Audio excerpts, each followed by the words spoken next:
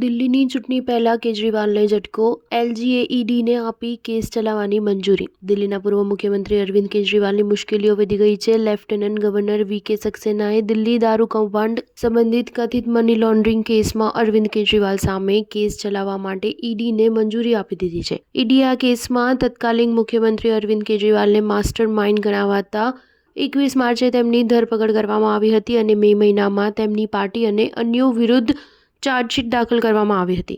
Lieutenant governor officer દ્વારા જારી કરવામાં આવેલા એક નિવેદનમાં કહેવામાં આવ્યું છે કે ઈડીના લેફ્ટનન્ટ ગવર્નર વીકે સક્સેનાએ એક્સાઇઝ પોલિસી કેસમાં અરવિંદ કેજરીવાલ સામે કાર્યવાહી કરવા એન્ફોર્સમેન્ટ ડિરેક્ટોરેટને મંજૂરી આપી દીધી છે। 5 ડિસેમ્બરે એન્ફોર્સમેન્ટ ડિરેક્ટોરેટ અરવિંદ કેજરીવાલ સામે કેસ ચલાવવાની મંજૂરી માંગી હતી। આ મહિનાની શરૂઆતમાં ઈડીએ કેજરીવાલ સામે કેસ ચલાવવાની પરવાનગી માંગી હતી। કેન્દ્રીય એજન્સીએ દારૂની નીતિની રચના અને અમલીકરણમાં ભ્રષ્ટાચારના આક્ષેપો કર્યા છે। ઈડીએ 17 મેના રોજ રાઉઝ એવન્યુ કોર્ટમાં ફરિયાદ દાખલ કરી હતી, જેમાં કહેવામાં આવ્યું હતું કે કેજરીવાલ સાઉથ ગ્રુપના સભ્યો સાથે મળીને 100 કરોડ રૂપિયાની લાંચ લીધી હતી। આમ આદમી પાર્ટીએ ઈડીના આરોપોને સંપૂર્ણપણે ફગાવી દીધા છે। પાર્ટીનું કહેવું છે કે કથિત દારૂ કૌભાંડની તપાસ છેલ્લા 2 વર્ષથી ચાલી રહી છે, જેમાં 500 લોકોને પરેશાન કરવામાં આવ્યા છે તેમજ 50,000 પાનાના દસ્તાવેજો તૈયાર કરવામાં આવ્યા છે અને 250થી વધુ દરોડા પાડવામાં આવ્યા છે, પરંતુ આ કાર્યવાહીમાં એક પણ પૈસો